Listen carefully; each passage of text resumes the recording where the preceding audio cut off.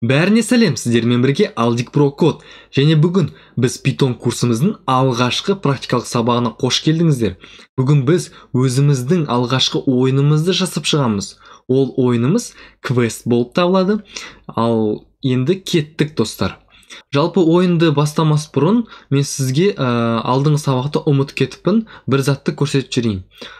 Естеріңізде болсын, мынаны жаттап алдыңыз.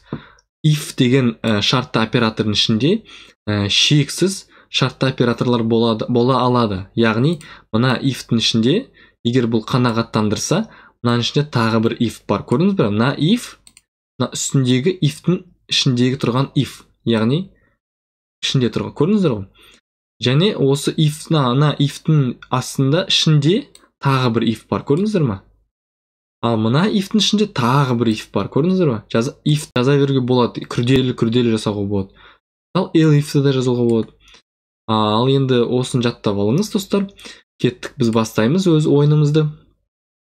Ең біріншісінде бізде print деген функция білесіңдер. Бізге осындай не шығарады. Мына алғашқы ойыныма қош келдіңіз деген жазу шығарады. Кейін бізге есімің кім болады деген жазу шығады.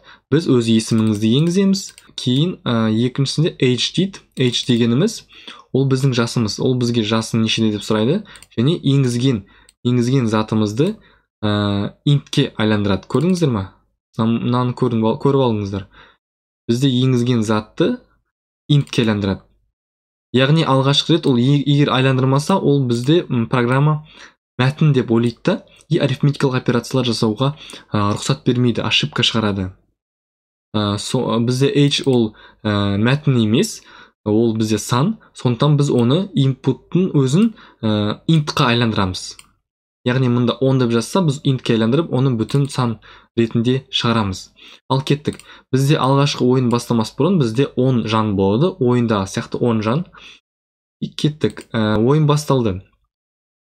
Бізде программа тексереді. Егер сіздің енгізген жасыңыз мынаны қанағаттандырса, яғни 18 немесе 18-ден жоғары болсаңыз, сіз ойнай аласыз. Сізді кіргізеді. Ал егер сіздің жасыңыз төмен болса, сізге ойнауға болмайды, және мынандай жазу шығарады. Сіздің ойнауға әлі жасыңыз жетпеген деп жазу шығарады. Көрдіңіздер ме? If, else. Біздің алдыңғы сабақта өткен тақырып if, else. If, егер жасымыз нормально болса, 18 немесе жоғары болса, онда бізге өткізеді. Болмаса, онда бізді сіз ойнай алмайсыз, сіздің жасыңыз кішкентай әлі деп шығарады. Ал кеттік. Айталық, біздің жасымыз 18 болсын дейік. Кеттік. Бізге мынандай жазу шығарады. Сіздің жасыңыз 18 толған, сізге ойнауға болады. Ал жақсы, программа кетті астыға, мына жолға келді. Біз мынандай айнымалын енгіземіз, және input сіздің ойнағыңыз келе ма деген жазу шығады. Сіз я немесе жоқ деген жазу жазасыз. Я десеңіз, сіздің енгізген я деген сөзіңіз lower деген функцияны көрсетіп кетейін. Lower деген функция ол дайын функция, кәдімгідей Pythonдағы сізге сіздің жазуыңызды, мысалы, әрбір inputқа не жазсаңыз да, соның бәрін кішкентай әріпке айландырып жібереді. Мысалы, сіз я деп үлкен әріппен бит жазсаңыз, bf, ол lower деген функция мынандайға айландырып жібереді. Яғни үлкен әріптер ол автомат түрде мынандай әріптерге айландырады. Көрдіңіздер ме? Lower деген функцияны жаттап алыңыздар. Бұл әшейін жаттап алу керек. Бұны қажет емес. Жасап шығару, мысалы, ол уже дайын. Қолданып жасай бересіз. Яғни кеттік. Сіз енгізесіз, сіздің ойнағыңыз келе ма? Сіз я дейсіз. Кеттік. Бұл wants to play деген я, мысалы, мынандай шарт сразу келеді. Сіз егер я десеңіз, көрдіңіз бе? Я. Сізге сразу кеттік. Сәттілік, кеттік, ойнаймыз деп шығарды. Сізде мынандай жан бар, бізде 10 жан бар, кеттік дейді. Ал арғарай кеттік, программа келеді left or right дейді. Яғни сізге бірінші сұрақ уже ойын басталып кетті. Сіз ойын ішіне кірдіңіз, ойын басталып кетті. Сізге сұрақ келеді. Сіз оңға немесе солға барасыз дейді. Сіз өзіңіз білесіз, немесе сол, мынау жауаптар. Екі жауапты белгілейсіз. Немесе солды белгілейсіз, Enter'ды басып, немесе онды белгілейсіз, Enter'ға басып. Егер, сразу қалай сіз таңдадыңыз, сізде мынандай шартты оператор келеді. Егер сіз солды таңдаған болсаңыз, сізге мынандай не шығады, сұрақ келеді. Жақсы, сіз жолмен келе жатып, алдыңыздан өзен шығады. Сіз жүзіп шығасыз ба сол өзеннен, әлде айналып өтесіз бе дейді. Сіз өзіңіз білесіз не таңдайтынсыз, немесе жүзіпті таңдайсыз, немесе айналу деген таңдайсыз. Егер біз жүзіп деген таңдасақ, біз мынаған өте алмаймыз, қанағаттандырмайды. Яғни біз elif'ке өтіп кетеміз. Мынаған өтпейміз, elif'ке өтіп кетеміз. Бізде жүзіп деп жаздық, көрдіңіз бе? Жүзіп десек, бізге осындай шықты. Сіз өтіп үлгердіңіз, судан өтіп үлгердіңіз, бірақ сізді балық тістеп алды және 5 жан жоғалттыңыз. Яғни сізде басында 10 болды жаныңыз, мына 10, 5 жанды жоғалттыңыз, яғни сізде 5 қана қалды. Ал енді көрдіңіздер ғой, бізде health деген 10, көрдіңіздер, 10 сан. Осы health'ды біз 5-ке азайтамыз. Яғни біз 5 жанын жоғалттыңыз деді, және біз 5-ке азайтамыз. Бұл шош кетпеңіз, бұл деген неге операторға бұл дегеніміз мынандаймен бірдей.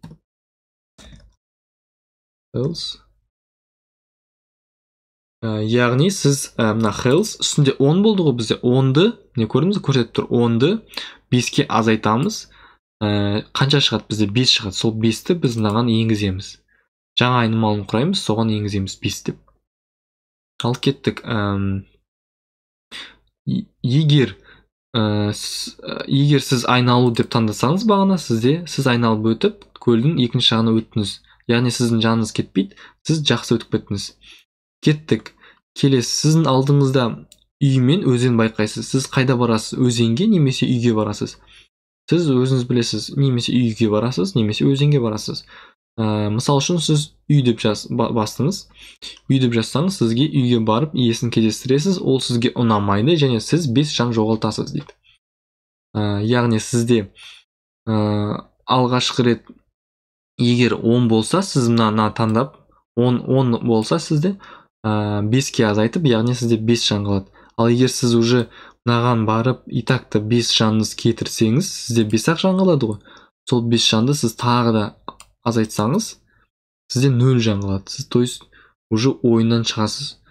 Егер жаныңыз 0 болса, немесе 0-ден кіші болса, онда сізде 0 жан, және сіз ойыннан ұтыласыз. Кеттік. Егер сіздің жаныңыз 0-ден аз болмай, жақсы 5 болса, немесе 10 болса, сіз аман қалдыңыз, сен ұттың. Яғни сіз ойынды ұтасыз. Кеттік достар. Ал енді орындай бұл ойынды. Мысалы, менің алғашқы ойыныма қош келдіңіз. Мен етіп көрсетейін. Сразу давайте результатпен көрсетейін. Ең бірінші біз міне келдік. Атың кім? Қазақша жаза беріңіз, бәрібір істей береді. Алдияр. Жасым 23-те, менің негізгі жасым. Сіздің жасыңыз 18-ге толған, сізге ойнауға рұқсат. Сіздің ойнағыңыз келе ма? Қараймыз, бізде я деген и жоқ деген. Мысал үшін мен ойнағым келеді. Мен я деп қоя салайын. Кеттік дейді. Уже көрдіңіз бе? Біз я дедім, мынаған келді, мен я дедім. Бұл мына нені өтті, шартты қанағаттандырды. Яғни сізде 10 жан бар, менде 10 жан бар. Алғашқыда кеттік дейді. Бірінші сұрақ. Оңға немесе солға? Сіз ойланып тұрасыз да, мен мысал үшін давайте көрейік. Солға дейік. Сол дейік. Бәрібір. Жақсы, сіз жолмен келе жатып, кешірім өтінем. Жақсы, сіз жолмен келе жатып, алдыңыздан өзен шығады. Сіз жүзіп шығасыз ба, әлде айналып өтесіз ба дейді. Мысал үшін мен жүзіп шығайын жарайды. Жүзіп шықтым. Сіз үй мен өзенді байқайсыз. Сіз қайда барасыз? Мен мысал үшін өзенге барам. Сіз өзенге құлап ұтылдыңыз дейді. Көрдіңіздер ме? Мен ұтылып қалдым. Сіздер басқа варианттарды таңдасаңыздар, может ұтасыз. Көрдіңіздер ме достар? Мен ұтылдым. Қызық ойын, иә? Бұл ойын жаңағы Өздеріңіз қазір мен мына кодты төмендегі описанияға қалдырып кетемін кодты. Сіздер өзіңізге жазып алып, осыны орындап көрсеңіздер болады. Ойнап көріңіздер, практика жасап көріңіздер, өзгертіп көріңіздер. Яғни көп код жазып үйреніңіздер. Көп осы кодты алып, даже өздеріңіз жазып шығыңыздар. Мен видеома қарап жазып шығыңыздар. Сол кезде миыларыңызда қалады бұл есеп. Бұл код миыларыңызда қалады. Ертең сіз input қалай жазатын еді, мына принттен қалай жазатын еді деп ойланбайсыз да, уже жаза бересіз. Бұл сізге, мен өзім тәжірибем өткеннен кейін, сізге міндетті түрде мына кодты былай копировать етіп, ставить етпей-ақ өздеріңіз жасап шығыңыздар. Мақұл 1 сағат өтсін, 2 сағат өтсін, бірақ өздеріңіз егер мына кодты жазып шықсаңыздар, бұл өздеріңізге 1000 есе жақсы. Ертең мықты программист боласыз. Және бұл менің жалпы курстарым осындай. Бүкіл практикаларым бәрі керекті, жаңағы мен жұмыстағы болған, тәжірибеме болған тапсырмалардың ұқсайтындай қылдырып істеп жатырмын да, бәрін ұқсайтындай қылдырып, чтобы ертең сіздер қатты қиналмай-ақ тез жұмыс табатындай ше. Андай қарапайым есептер шығармаймыз, есептерді шығарамыз, олимпиадалық есептер, және осындай жұмысқа қажетті практикалар істейміз. Яғни жаңағы есептер, ойын жасаймыз, программа істеп шығамыз, сайт жасаймыз болашақта, мобильный приложение істейміз, өте көп нәрсе істейміз. Достар, сондықтан лайк басып, осы төменде комментарий, сұрақтарыңыз болса комментарий жазыңыздар, және подписка жасаңыздар. Мен каналыма жазылып, сіздер каналға жазылғандарыңыз мен үшін ол үлкен мотивация. Мен бұдан да мықты әрі сапалы тегін курс жасап жатырмын. Тегін курс. Менің курсымнан кейін сіз міндетті түрде өте жақсы мықты программист болып шығуыңызға күмән жоқ. Ал достар, бұны өздерің қарап шығыңыздар. Бүгінгі сабағымыз аяқталды. Сау болыңыздар, сәттілік.